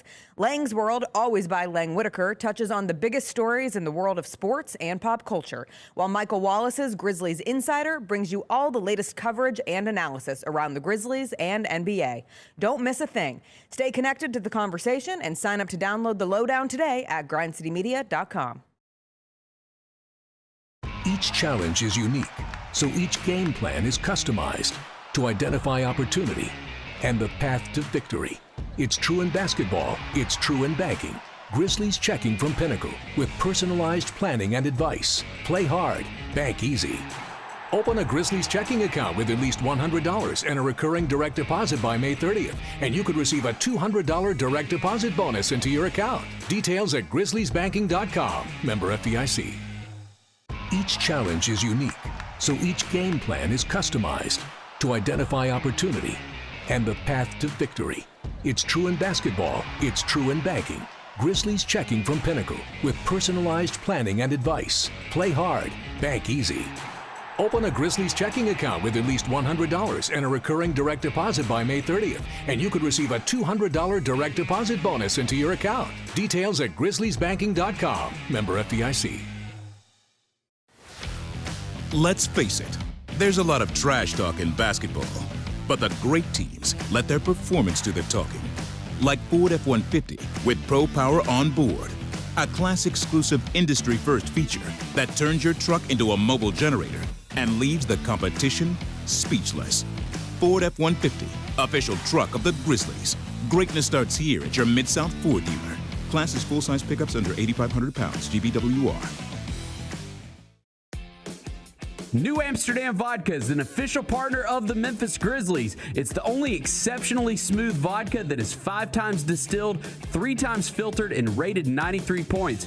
New Amsterdam believes wins big and small become legendary when you celebrate them with your crew. So here's to the blue, white, and gold, the Memphis grit and grind, and reliving winning moments big and small with Tennessee's favorite basketball team. New Amsterdam Vodka. Find your wins. Big shouts out to our guy Zodiac GM. I don't know how Zodiac has not been hired by a front office yet. Seriously. This is going to feel a little bit. Zodiac nailed it. I mean, just nailed it. Nailed it. Absolutely nailed it. Obviously, look, if the Grizzlies are smart, if any team's smart, they're going to contact this guy about the energies and who to draft and who would fit in with the energies. The Chris Vernon Show, live on weekdays at noon on YouTube at Grind City Media and the official Grind City Media app. Junior Grizzlies summer camps presented by Ortho South are the key to a slam dunk summer with over a dozen 4-day camps perfect for hoopers ages 6 to 14 looking to build fundamental skills and make unforgettable memories. With camps across the Mid-South in Tennessee, Mississippi, and Arkansas, you won't have to go far for the ultimate hoops experience this summer. Registration comes with a Junior Grizzlies jersey, lunchbox, and a basketball to take home. Don't wait, space is limited. Visit grizzlies.com/Junior Grizzlies today to secure a spot for a fun-filled summer. That's grizzlies.com/Junior Grizzlies.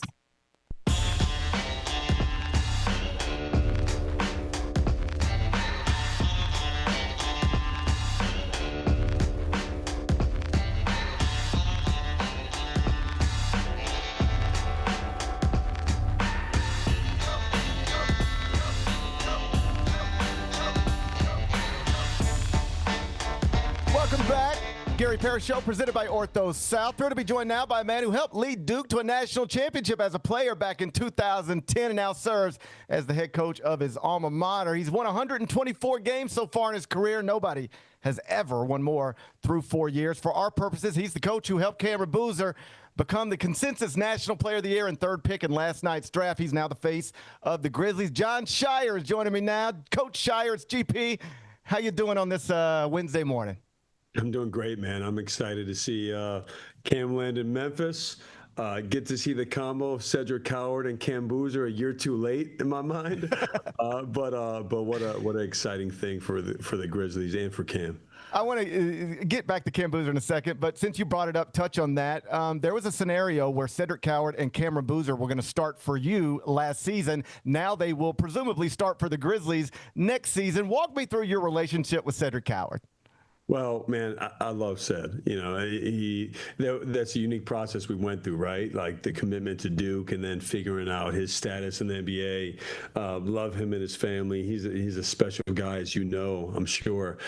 We communicated last night about Cam. We still stay in touch, and I'm just so impressed with what he's done as a player. And I think he'll be a great guy for Cam, you know, to really help him. And just like I thought at Duke, I think they'll complement each other really well. In Memphis. So tell us what kind of person and player the Grizzlies got with the 3rd pick last night. You're not going to find a better winner, period. I mean, if you value winning, he's the best player. Like, he just is. He's the ultimate competitor. He's a guy that shows up every day. He's a guy, we're playing an Elite 8 game. He fractures his bone in his face, and he keeps playing and doesn't say a word. You know, he's that type of competitor. He's that type of person. And then not to mention, in the modern game, having a guy that's 6'8", who can shoot, who can handle, that can pass, can score, create his own, that has high IQ and ability to process different defenses that are going to be thrown at him. All right, besides that, he stinks, you know, but like those things is a recipe to be a great player in the league. So I have total belief he's going to be one of the best players in the NBA and going to be a part of a championship caliber team. His father, Carlos, has called him a natural leader. Can you expand on that? In what ways did he lead, even at just 18 years old, at Duke? Well, you know what, GP, I think as a leader, you take responsibility first and foremost. Like, he was always the first guy to look inward and just, he's really hard on himself. So I think other guys respect the fact when he's saying things to him, he backs it up with his work, he backs it up with his play, and then he backs it up with the fact that he's critical of himself. He's not just looking outwards. So I think that's the making of a true leader. He's vocal. He brings great energy, and then he knows what he's talking about, which I think is important. I sometimes think about what it's like to be Cameron Boozer and constantly hear you're not going to have the career of A.J. DeBonsa or Darren Peterson, even though everything about your career to this date has been better. Can you, as his coach, square that? These dudes have been in Cam's orbit his whole life. He's always won all the trophies, team and individual, and draft analysts still somewhat discount it. What are experts missing? Well, first and foremost, I think it's important to say, from my perspective, seeing DeBansta for years and seeing Peterson for years, part of it's they're great players. Right. You know, they're great talents. You're not talking about a weak class. You're talking about one of the best classes, period, in the NBA draft since I've been doing this, at least. So I think that's first and foremost. You got to give them a lot of credit for what they've done. To me, it's more about who Cam is and less about what they haven't done. I mean, Cam has won at every level. His ability to win and his ability to, like, I think what he does translates. And for the reasons I mentioned earlier, to me, he's the best player because of it. His mind, his skill, his size, and the fact, every single day he's going to show up with a great attitude and be really productive. And I think that's what separates him in my mind. But I don't think that's taking anything away from DeBansta, Peterson. Those guys are great players. There's a lot of really good players in this draft. Everybody loves him. You could start Googling like winners and losers from the first night of the draft, and a lot of people call the Grizzlies the winner. Like, the best pick of the draft is the third pick. It was Cameron Boozer. And yet there are still some who will say, hey, really love him, but it's a lot of bully ball, and that's going to have a hard time translating at the NBA level against bigger, stronger, more athletic players. I know you will push back on that, so please do it. Tell me why you don't accept that. Yeah, because at the end of the day, I mean, I just think I've had a unique seat, right, of seeing guys, Brandon Ingram, Zion Williamson, Paulo Banchero, Jason Tatum, Cooper, Khan. He's as well prepared as any of them. I mean, I've seen it up close. And so, yeah, do you not want him to take advantage of a mismatch with his size inside? Of course you do. Do you not want him to use his skill on the perimeter to drive bigger guys or to shoot from the beyond the three at the highest percentage on our team this past year? He'll do that going forward. I mean, his versatility is what makes him special. And so bully ball, driving, handling, whatever you want, he can do it. So, but end of the day, he's going to win. He's going to compete. And I just think time will really have to, time will allow him to prove the critics wrong and to show all the things he can do, because I've seen it up close now for a year. I know you got a tight schedule. I appreciate your time, so I want to get you out of here with this. Right now, your Blue Devils are number one at barttorvik.com. The guy who ranks college basketball teams over at CBS has you at number 2 behind only Florida. Tell me what you think at this point about your team with the season still about 4 months away. Well, I love you have to what you do in April can allow you to do special things the following April or the following March, right? And I think we've done as well as we possibly could have, GP. I love the group we have coming back. I think the balance of the core group returning, the incoming freshmen who are talented but really hungry to learn and grow, and then a couple of the veteran transfers we got. It's, to me, like the best recipe we've had or tried to have in terms of that balance. So I think we have great depth. The challenge for me, I think, is to figure out how to play a little bit differently, to use that depth in the right way. We haven't had our full team together yet, so I'm anxious to see that. But again, the rankings is great. The guy at CBS, does he know what he's talking about, or does he not? I'm not sure if that's, but if he does, that's good. We got to move up one spot then at some point, but we got to earn that, and we're looking forward to doing that. I'll talk to him about it when I get some free time. Jon Scheyer, you're the best, man. It's always great talking to you. I appreciate your time, and I'll see you on the road next month. Sounds good. Thanks, GP. All right, buddy. That's Jon Scheyer, head coach of the Duke Blue Devils, the man who has coached the past 2 National Players of the Year, Cooper Flagg and Cameron Boozer, and who, like I said, has won 124 games through the first 4 years of his career. No man in the history of Division I men's basketball has ever won more through the first 4 years. Jon Scheyer, head coach of the Duke Blue Devils. Bennett, I thought it was interesting when I asked about the bully ball, because I wanted – that is the one thing, if there's any Cameron Boozer skeptics, and they don't really exist. To the extent there's a Cameron Boozer skeptic, they say, I think he'll be great, but you know, not a 10-time All-Star. But to the extent that those people exist, they do talk about the bully ball thing, and I like what John said there. You can say that's what it is, but all I see when I'm watching it from my seat is he's skilled enough to drag bigger players out to the perimeter and take advantage of them. And he is strong enough and skilled enough, you know, to bully ball and physically overwhelm smaller players if they want to try to guard him that way. And so he just takes advantage of whatever you put in front of him. And so far, and I know John didn't say this exactly, but this is true whether you watch Cam Boozer in high school, college, anywhere else. Everybody, or at least some people, have some ideas about what he won't be able to do in certain spots against certain people, but he just consistently does it one way or another.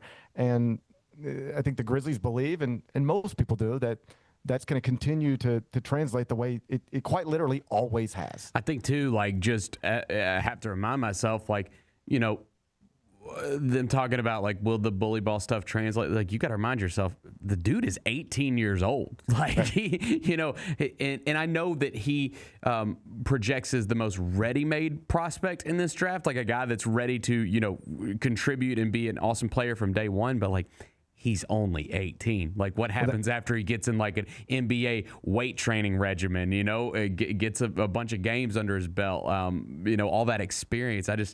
I don't think that we talk about, like, how his floor is super safe, but, like, I'm not sure that we're even close to the ceiling yet. Well, Jonathan Givony, longtime draft analyst, formerly of ESPN, as I noted earlier, has said he believes Cameron Boozer can average 20 and 10 as a rookie. As a 19-year-old rookie, can average 20 and 10 in the NBA and be an All-Star.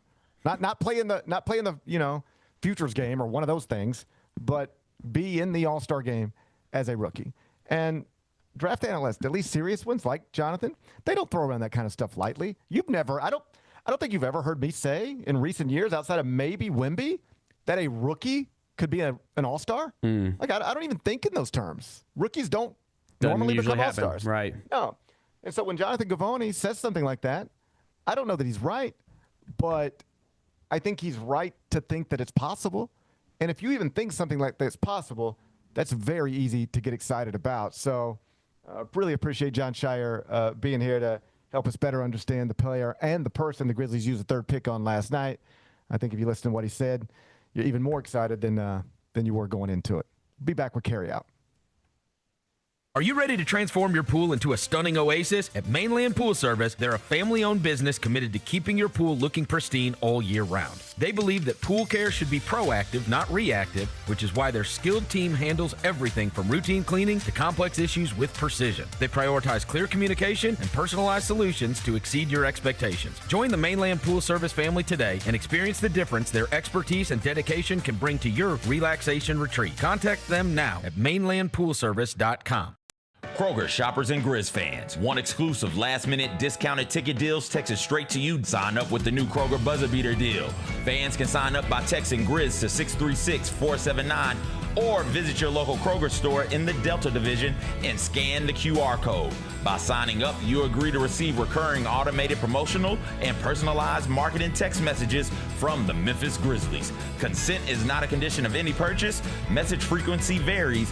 Message and data rates may apply. Name 100 active NBA players. 100 active ones. 100 active NBA players. And we're going to go back and forth. Victor Wembanyama. LeBron James. Cedric Coward. Jalen Wells. Gigi.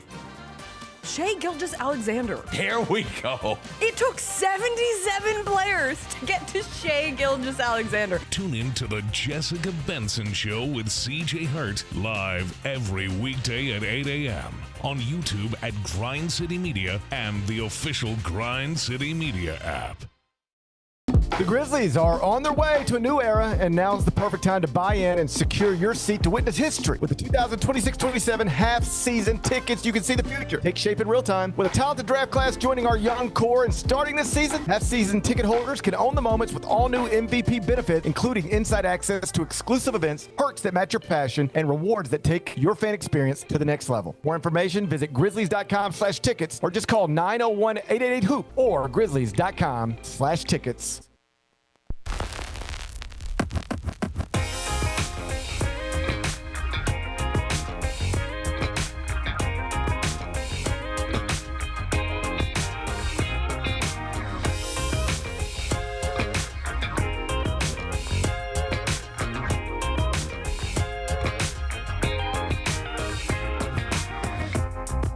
Welcome back to Gary Parrish Show, and don't forget tonight, second round coverage, Grind City Media Draft Show, presented by Southland Casino Hotel. It's going to start at 7 o'clock Central on the Grind City Media app. You can also watch it on X, on YouTube, on Facebook.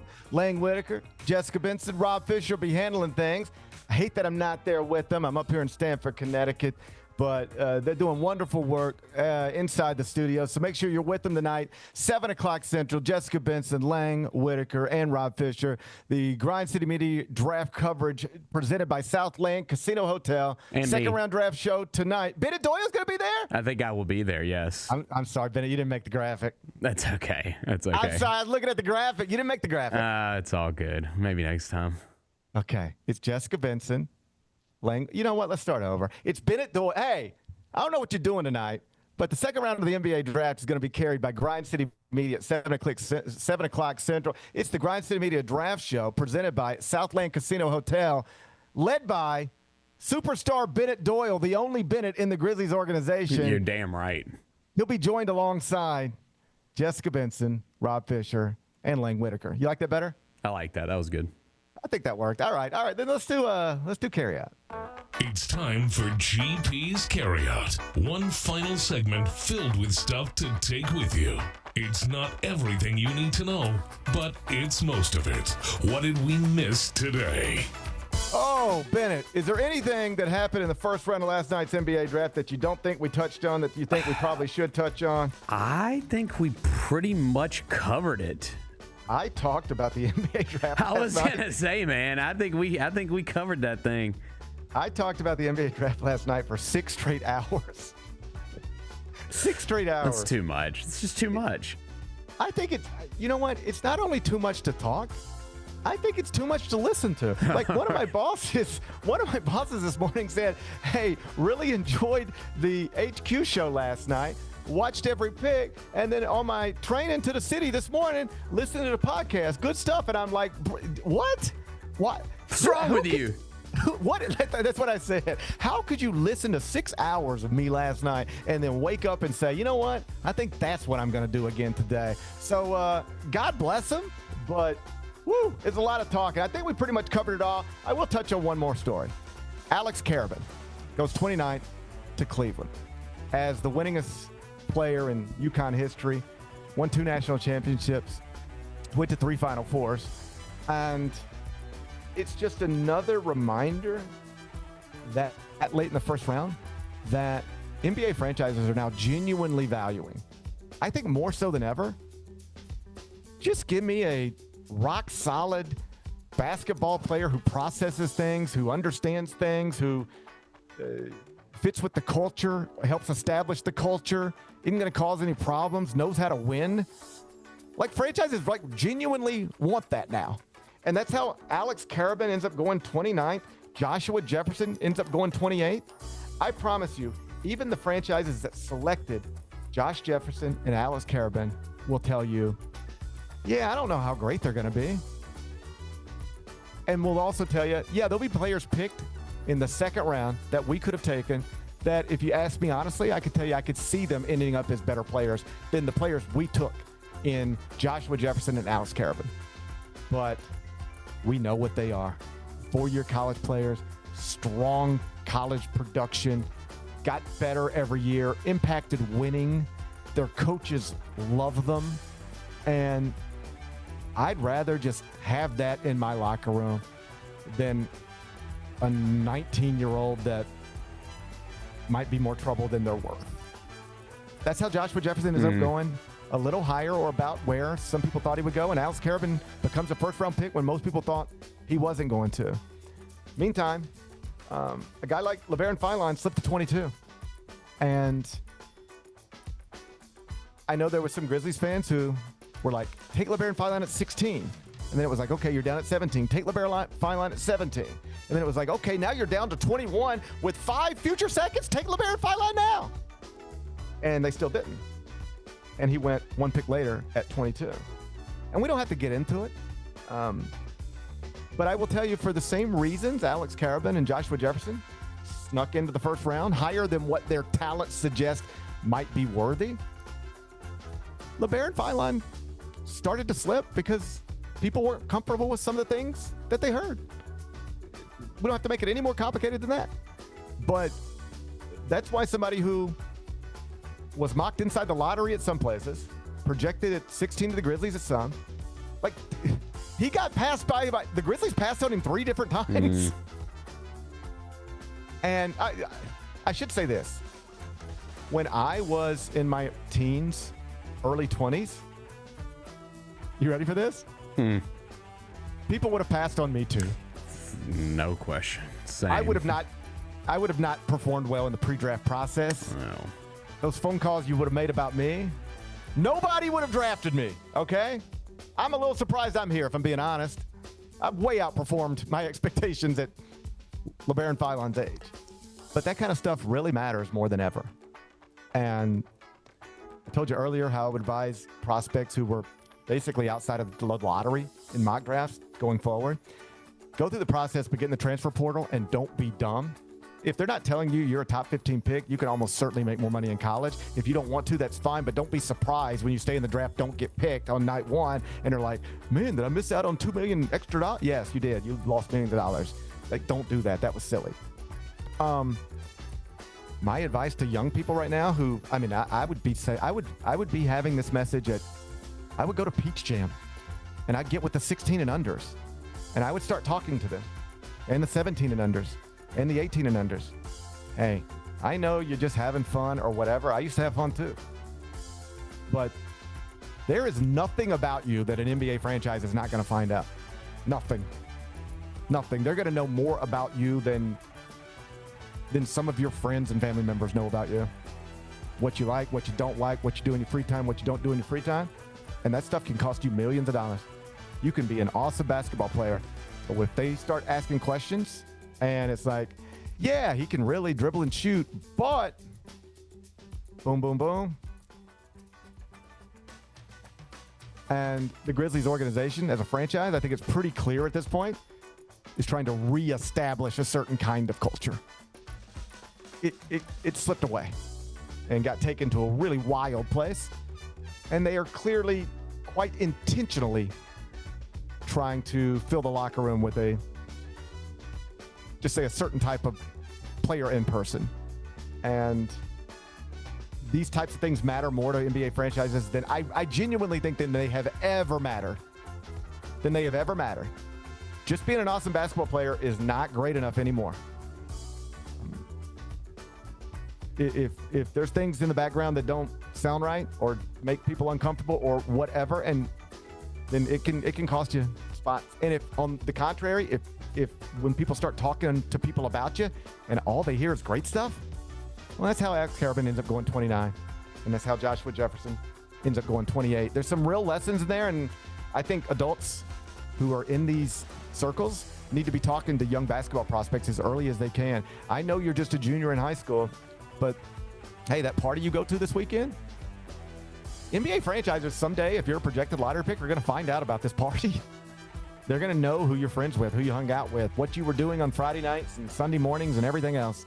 So think about that if you care about that, because it'll come back up.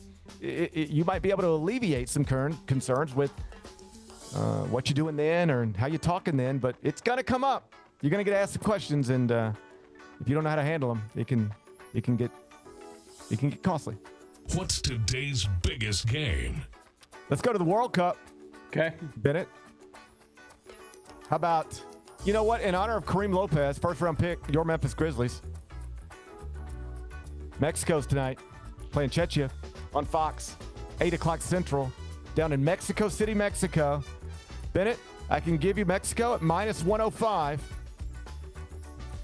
Let me get the actual numbers for you. I don't want to get you messed up here. Give me a little time. Just celebrate Mexico while I'm looking this up. How would you like to celebrate Mexico as I'm looking this up? I'll have a margarita.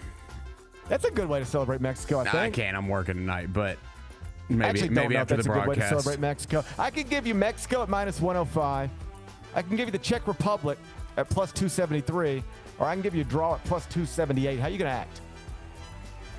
It's in Mexico City. Mexico City, baby. That's where we're rocking and rolling tonight in honor of Karim Lopez. Yeah, I mean, that's the stars have aligned to give me Mexico. The stars have aligned. Bennett says give him Mexico. Viva la Mexico, minus 105. Kickoff tonight, 8 o'clock. You can watch it on Fox 13. What are we watching on TV? I think just night 2 of the NBA draft. Bennett Doyle, only Bennett inside the Memphis Grizzlies organization. That's right. We should double check that before we just keep saying it over and over again. I want to say there might be another Bennett that works here. There's got to be another Bennett in the directory somewhere. It's a big organization, yeah. All right, let's do it this way.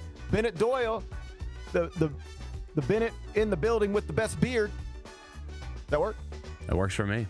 I'm going to assume there ain't no Bennett in the building with a better beard. I'm going to assume ain't nobody else in the world named Bennett got a better. Do you think you got the best Bennett beard in the world? I would like to think so, yeah.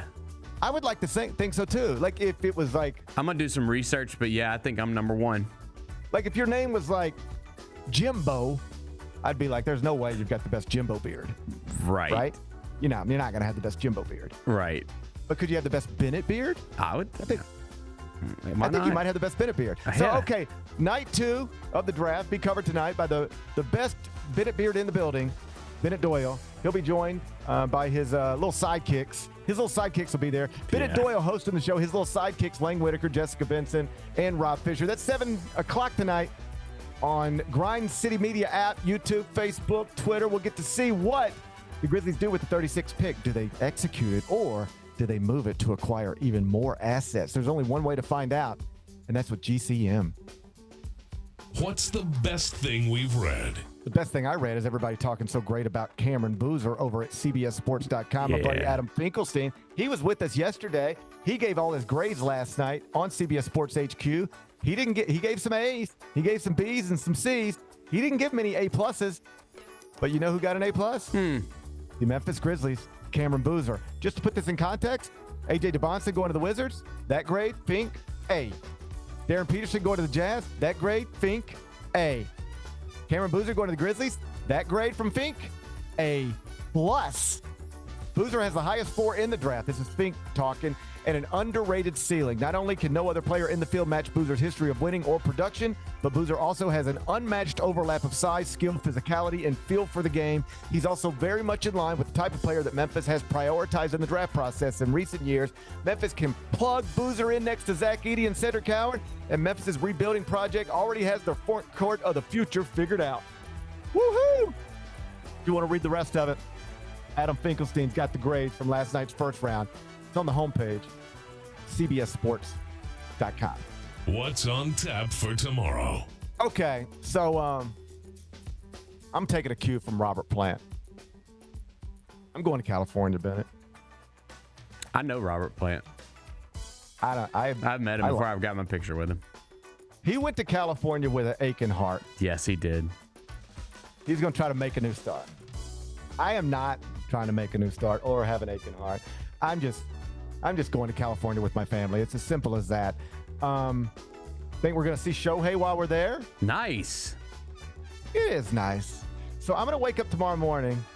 When I planned this, we were all flying together. And then I found out I had to be here for both nights of the draft, which is fine and awesome. I want to be clear. But I just didn't know that at the time where we had planned this trip. So I will be flying from New York to San Diego. That's a long flight, by the way. Yeah. 6 hours. I'll be flying from New York to San Diego in the morning. My family will be flying from Memphis to San Diego in the morning. And we're going to spend a few days out there relaxing and stuff. So, Benadoy, you're going to hold things down over the next couple of days? I'm going to hold things down. John Roser's going to join me, and I'm sure we'll have a lot to talk about. I gather some draft picks might be in the building later on this week. Yeah, I don't know when. I don't think we have times, but I would not be surprised if on one of these shows you will get to hear from one of your newest Memphis Grizzlies this week. Man, that sounds like a lot of fun. So I appreciate you holding things down in my absence. Kyra, you're the best. I'm going to see you guys when I get back at some point early next week. Enjoy the rest of your day. I'm going to try to enjoy mine. I want you guys to be back here tomorrow at 10. Till then, be careful, be kind, be good.